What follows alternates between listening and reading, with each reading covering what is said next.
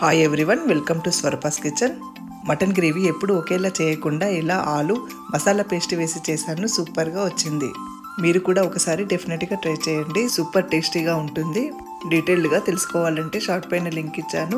Full video చూసి డెఫినెట్గా try చేయండి. ప్లీజ్ ఈ ఛానల్కి సబ్స్క్రైబ్ చేసుకుని లైక్ అండ్ షేర్ చేయండి. మటన్ని శుభ్రంగా వాష్ చేసి అన్ని మసాలాలు వేసి పట్టించాలి. ఇలా కుక్కర్ పెట్టి ఆనియన్స్, అల్లం, పసుపు, సాల్ట్, పుదీనా, మెంతి అన్ని వేసి గోల్డెన్ బ్రౌన్ కలర్ వచ్చేంత వరకు ఫ్రై చేసుకోవాలి.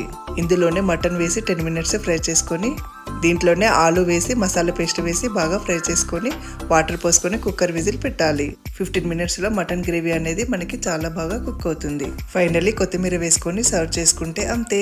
ఎంతో సూపర్ టేస్టీ ఆలు మసాలా మటన్ గ్రేవీ సూపర్గా టేస్టీగా రెడీ అయిపోయింది. ఇలా ఒక బౌల్లోకి సర్వ్ చేసుకొని ఆనియన్, లెమన్ అనేది సర్వ్ చేసుకుంటే బగారా రైస్లోకి సూపర్గా ఉంటుంది. మీరు కూడా డెఫినెట్గా ట్రై చేయండి.